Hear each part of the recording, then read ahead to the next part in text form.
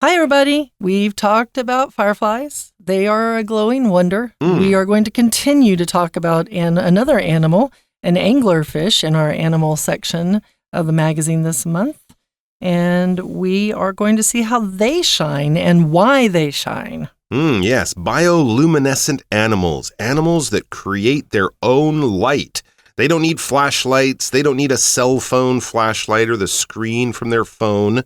They can do this on their own. And of course, they are kind of one of those natural wonders that a lot of people are very impressed by and will feel quite special, I think, if you see one of these animals because they are fairly rare, right? There aren't that many animals that are bioluminescent that can create their own light, and you have to be in the right place at the right time. I know before I came to Taiwan, I'd never seen any bioluminescent animals. I think we have fireflies in Canada, but our summers are so short, and I was always a city kid, so I never saw these very often. But coming here to Taiwan, I saw some fireflies in the mountains near Mujia one spring or summer night, and I remember it was very wonderful. It was magical. A very special thing. Now, today, though, we're going to be looking at an animal that is very rare, and I would bet that anyone listening to this right now has never seen an anglerfish in the wild. You might have seen one on a nature program. You may have even seen one in a zoo or an aquarium. I don't know if on a Disney movie, or I don't know if it's Disney, but in Finding Nemo, right? Sure, but Finding Nemo has a whole scene with Dory. But that's not real. And Nemo's dad. That's a cartoon. And they see this cute light. Yeah, but they're not real. And the light is just there in the dark. Fish don't talk. And the fish are like, oh my God, that's such a cute light. And then comes the anglerfish. Okay, now while I explain the difference between nature films and cartoons to Leah, anglerfish, we're going to go and listen to the first part of the article. Glowing Wonders, How Fireflies and Anglerfish Shine. Anglerfish live in the dark, cold depths of the oceans, thousands of meters below the surface. The sunlight does not reach this deep-sea region, known as the aphotic zone, and everything here is wrapped in eternal night. Therefore, anglerfish must rely on bioluminescence to survive in this harsh environment. Unlike fireflies, anglerfish do not generate their own light through a chemical reaction. Instead, they form a symbiotic relationship with special bioluminescent bacteria. These tiny bacteria live in a special organ called an esca, which hangs from an anglerfish's head, like a lantern. Interestingly, young anglerfish must acquire these bacteria from the surrounding water, making this relationship vital for their survival. For the anglerfish, this light serves as a clever hunting tool in an environment where food is scarce. By adjusting the number of bacteria and the intensity of the light, the anglerfish lures prey effectively. The prey might mistake it for food and swim straight into the anglerfish's mouth. Anglerfish breeding represents another extraordinary adaptation to deep-sea life. In some species, tiny males attach to larger females and become part of their bodies. This strange but effective method ensures breeding in a place where finding a mate is extremely difficult. The magic of bioluminescence, seen in both fireflies and anglerfish, has also sparked scientific curiosity with practical applications. Scientists have used the luciferin-luciferase reaction in medical testing to detect various conditions and as a marker in cancer research. In the future, artificial bioluminescence could be used in sustainable street lighting or even to decorate buildings and homes. Studying bioluminescence not only expands our understanding of the natural world, but also paves the way for innovative technologies. So now I get it. Okay, there now we go. I get it. Anglerfish Yes. live in the dark. Exactly. Not on cartoons. Right. Even though it is in Finding Nemo. Well, yes, but and also Snow White is not a real lady. Oh, wait a minute. But there was that movie. That's a whole other thing. That's a whole other. Let's talk about anglerfish. It says anglerfish, as you guys all know, I'm sure. They live in the dark, cold depths of the oceans, thousands of meters below the surface. Absolutely. So that's pretty much the main reason you can't probably see one find them in real life. I think humans can swim about 30 or 50 meters below the surface of the ocean.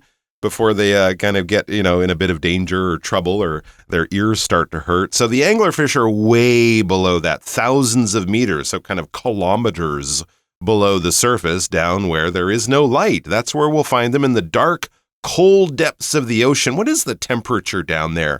I would imagine it's like cold. Around zero. It's around freezing because, of course, there's no light. As it says, the sunlight does not reach this deep sea region known as the aphotic zone. Ooh. And everything here is wrapped in eternal night. So, we're talking thousands of meters, down where the Titanic would have settled. That part of the ocean really, really far below. It's a deep sea region, so anything, I think, below a few hundred meters is kind 200 to 1,000 meters, I read, somewhere in that general range. Pretty, not too far below the surface, but way past where people can go, and even past where most submarines, most, human-made underwater vehicles can go. And this is known as the aphotic zone, which is just a fancy word of saying no light.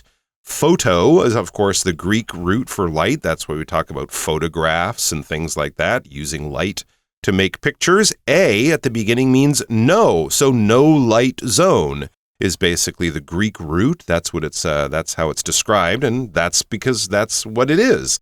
As it says, everything here is wrapped in eternal night. Eternal. That's kind of a poetic way of saying there's no light down there. It's like night forever, or eternal night. Eternal meaning lasting forever, or lasting for a really, really long time. Also, it never gets bright down there. Also a really good word in a Bengal song, because is this burning an eternal flame? Right? Okay, good deep cut there. Okay, but I didn't do the song quite the way it was. I don't know if we have any problems for copyright if we would, but it is a great song, and it has the word eternal in it. So, and that's something that lasts forever. The eternal flame would be a flame that goes on forever and ever, as with love, as it does. Therefore, anglerfish must rely on bioluminescence to survive in this harsh environment. They need it. They need to glow. Why do they need to glow? Well, let's find out. It says, unlike fireflies, anglerfish do not generate their own light through a chemical reaction. So first we're going to talk about why they glow. They're not kind of like fireflies who just magically glow because they're little glowworms. Instead, they need something. They need help. They do not create this light on their own. Instead, they form a symbiotic relationship with special bioluminescent bacteria. Symbiotic relationship to me is when, you scratch my back, I scratch yours, I help you, you help me. For the whale shark, there's these little fish that kind of hover over the top of it and clean the whale shark as it swims along, and that critter gets food and the whale shark stays clean so it doesn't get sick. It's a symbiotic relationship. They work together, both do well with it, they both get benefits at it, and that's kind of what the anglerfish needs to be able to glow. It has to create or has to develop a symbiotic relationship with a special bioluminescent bacteria. So some little bacteria out there in the water that glows has to be introduced into the anglerfish's body in order for it to have the glow happen. Very, very interesting. So there it works for both of these animals.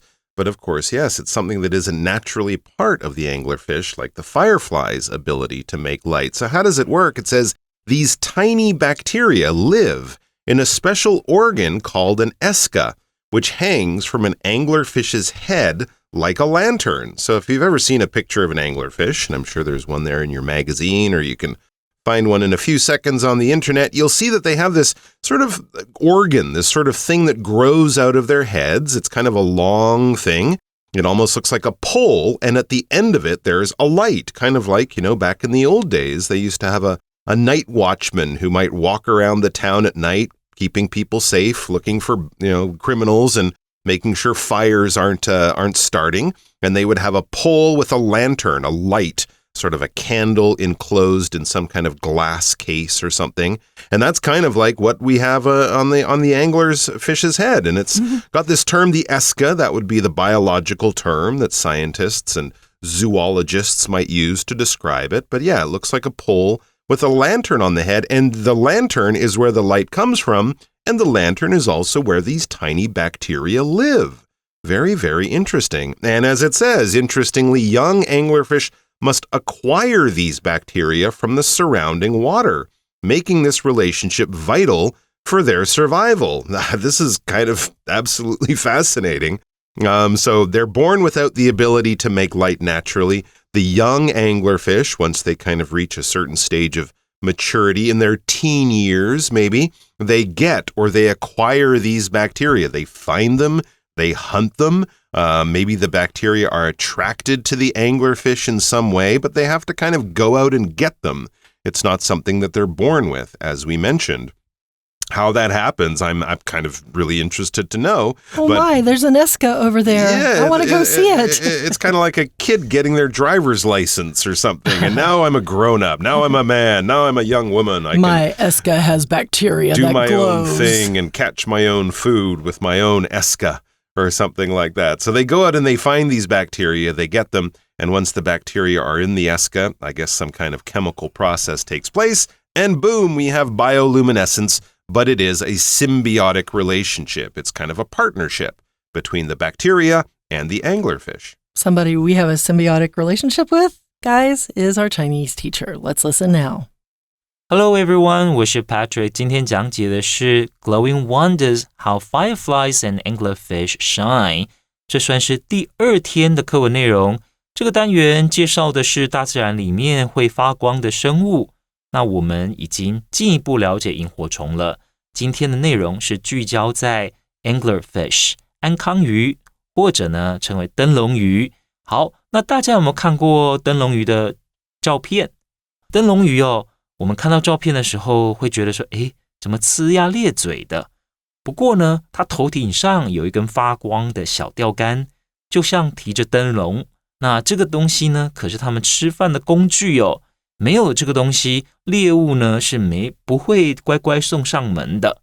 好，那我们一起来看学习重点吧。那请同学呢看到第1段第一个句子，先介绍 anglerfish 到底他们的栖息地在哪里。原来他们是住在深海里头 ，in the dark cold depths of the oceans。好，请同学特别注意的是 depths， 这里呢我们要记住，通常都是要加上 s。表示深处、深渊的海底的深处、深海。好，那再来，灯笼鱼他们所居住的地方算是 a photic zone， 那就是无光带的深海区域。那接着我们来看，如果生活在这样子的区域的话，灯笼鱼他们是不是有发展出一些适应环境的特征呢？好，我们来看，下面就有介绍了。不过第4个句子更重要，为什么？在前一天课文内容里面，老师已经提示过了。当我们看到 unlike 的时候，请特别注意，没错，作者要做比较了，跟萤火虫不同的是。好，那如果我要出阅读测验的话，我通常就会拿这2种生物来做比较。那你要回去文章找答案，要知道从哪里找。这边就讲到了。灯笼鱼呢，跟萤火虫最大的不同呢，就是它们不是透过化学反应来制造身上的光的。好，那谁是？萤火虫是。那灯笼鱼如果不是靠化学反应来制造灯光，那它们是怎么发光的呢？我们看第5个句子，有个 instead。好，后面才是真正的发光的方式。They form a symbiotic relationship。symbiotic， 那这就是我们讲的共生的关系。好，跟什么生物啊？原来跟一种很特殊的细菌会发光的细菌有共生的关系。好，那再来请看到第6个句子，这些细菌呢，它会生活通常在哪里啊？在安康鱼，它身上有一个很特殊的 special organ called an Eska。好，请同学呢特别把 Eska 画起来。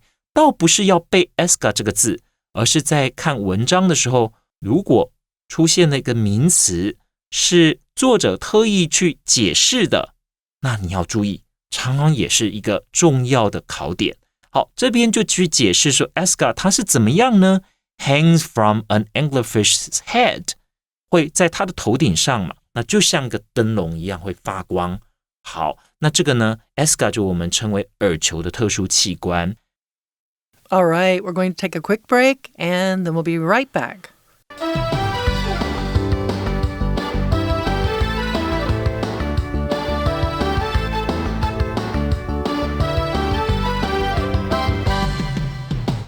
Very, very interesting, folks. For the anglerfish, this light serves as a clever hunting tool in an environment where food is scarce. Not a lot of food growing when there ain't no light. You can't see the food, too. Yeah. Where is the food? I need an ESCA that has a bacteria in it that glows, and then I'll find it. So you can... The anglerfish adjust the number of bacteria by adjusting the number of bacteria and the intensity of the light. I don't know how they're going to do that.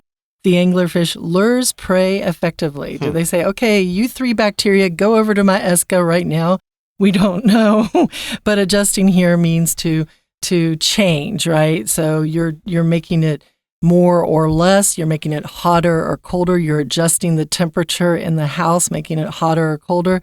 Here, they're adjusting the number of bacteria. Some they're adding more bacteria or taking some bacteria away. You can also adjust to something, which means you kind of get used to something. You can adjust to a new environment. You can adjust to when your family moves, when you're in high school or so, you can adjust to a new school, which means you just kind of get used to it and find your way to fit into it all. So by adjusting this, it changes the intensity of light, and that helps the anglerfish lure prey effectively. Lure here means to draw in, to attract, normally not for good reasons. When you're luring somebody in this situation, you're going to eat them, especially if they're called your prey. Your prey are the things you're going to eat, right? You're the predator, and you're hunting for your prey. And how do you do that? Well, you go, hey, come here, check out my little light. It's really cool. And your prey goes, ooh, look at the light, and then you eat it. So the prey might mistake it for food and swim straight into the anglerfish's mouth.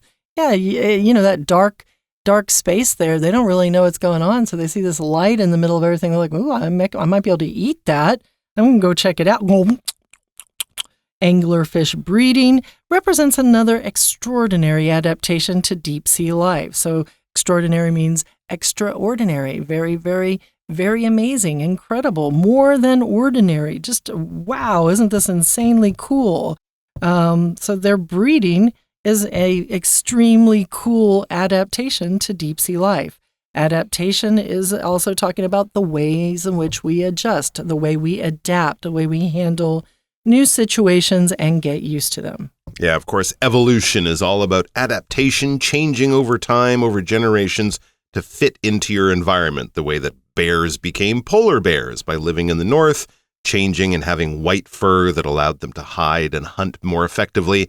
That adaptation definitely worked for them. And this is an extraordinary, a really unusual, amazing, it is bizarre, it is strange, and I'm going to tell you about it right now. In some species, tiny males attach to larger females and become part of their bodies. What? So not only do they get married, not only do they get together and have a good time, but then at the end, the male disappears and becomes part of the female. This would be called a toxic relationship, I think, if we're talking about two people, where the man is so attached to the woman that he loses his whole sense of self, his own personality, and eventually his own body. Where's your boyfriend, Mary? Oh, he's part of my leg now, which would be very strange in humans, but apparently for anglerfish, this is totally normal. This is also like something you'd see in a science fiction film about some like weird, scary alien creature, but you don't have to look at another planet. It's happening below the oceans with anglerfish. Good deal for the ladies, not such a good deal for the men, but, you know, if your whole goal is passing your genes on, and having offspring, having babies, producing young, I guess it is good for the men because, hey, they've succeeded. They just kind of die in the process. It says this strange but effective method ensures breeding in a place where finding a mate is extremely difficult. Okay, I can see that. If you're dating in a place where you can't even see your girlfriend or anyone, then once you find that person, you want to hold on to that person. And becoming part of their body is a really good way of not losing them in the dark. This is very, very interesting. Weird. Very, very It said interesting. extraordinary, or it said it right there. It says it, and we're moving on with the magic of bioluminescence. So the magic of bioluminescence seen in both fireflies and anglerfish has also sparked scientific curiosity with practical applications. Okay, so scientists are like, ooh, that's interesting. I bet I can do something with that. Okay. What can I do with that? I'm going to do some experiments. I'm going to find out how I can do something better or more interesting A or really weird dating site. more. Yeah, right. Let's glow. And that's curiosity, right? When you're curious about something, you're very interested in it. You're fascinated in it. You want to solve problems related to it. You want to know more about it. It can also get you into trouble, as we know with the expression, curiosity killed the cat. That's because the cat walked out and stuck its nose in a place where it shouldn't be and somebody ate it or something like that, or just did something it shouldn't do, wandered out on the balcony and lost its footing somehow. Cats are very nimble, so you wouldn't think it would happen, and fell. But it was curious about what was outside. It wanted to check out the world. And sometimes good things come from your curiosity and occasionally bad things too. And this has sparked the scientific curiosity, and it's also sparked some practical applications. Applications here just meaning uses.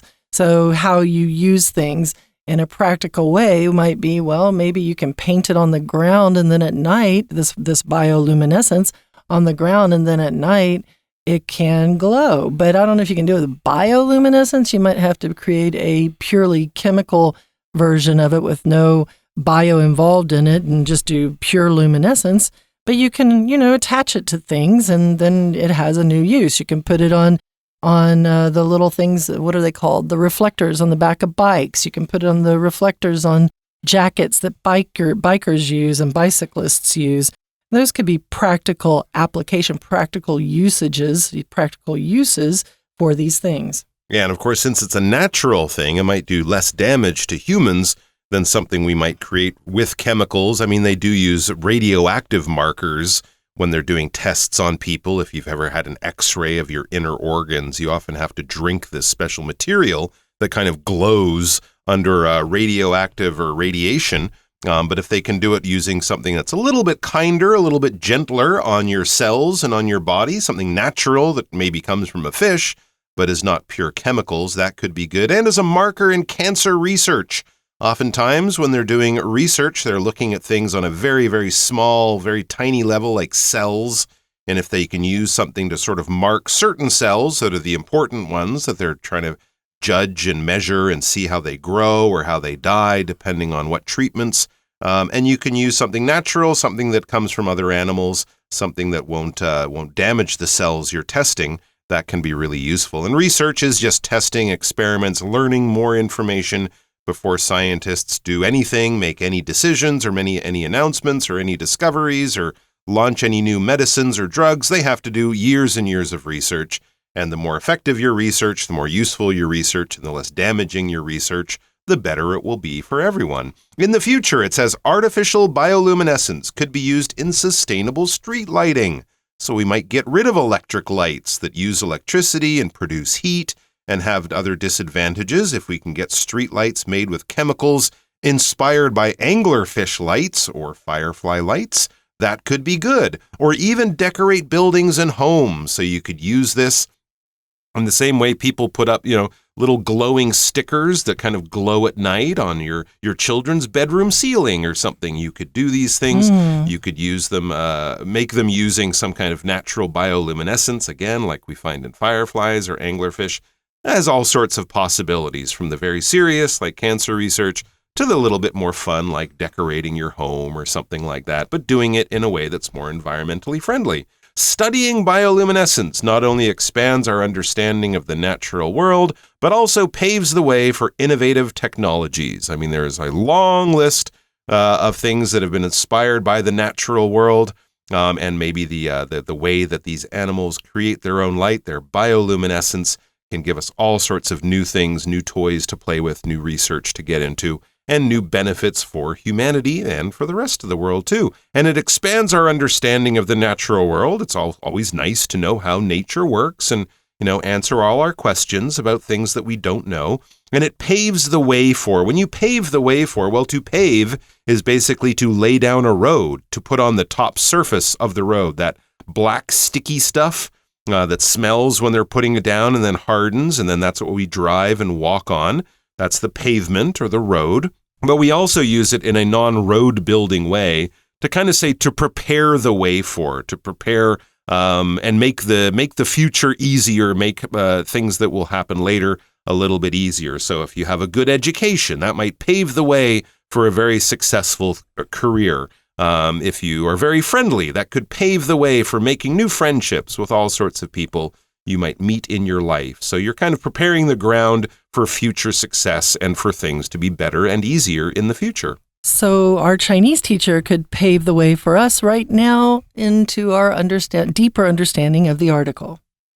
好，那再来我们看到第二段第一个句子就进一步的去解释到底为什么要发光啊。For the anglerfish, this light serves as a clever hunting tool in an environment where food is scarce. 好，这边已经讲清楚了，原来发光是有原因的。为什么？就是让他们可以去捕食猎物。A clever hunting tool. 那怎么来用呢？下面就充分的去解释了。来，我们看到第三个句子，他们的猎物常常会把灯笼鱼头上的这个灯光这个光误以为是食物，那就会靠近灯笼鱼 ，swim straight into the anglerfish's mouth。那自己呢就送进了这个安康鱼或灯笼鱼的嘴里。好，那我们再来请同学看到第六个句子，应该看第五还有第六个句子一起看。那同学看过以后呢，要特别注意，像在阅读测验里面，我们也很喜欢把这种类似这种说明当作考点。像我就会问你们，为什么雄性的灯笼鱼要附着在雌鱼身上？或者我们也可以倒过来问，灯笼鱼呢，它们在深海里面到底是怎么去解决配偶或者繁衍后代的问题？那答案就在第五句跟第六句这里了。Tiny males， 好，这雄性呢比较小的话，他们会 attach to larger females， 会把自己呢附着在这个雌性的身上，那成为他们身体的一部分，这样在深海里面呢就不会找不到对象了。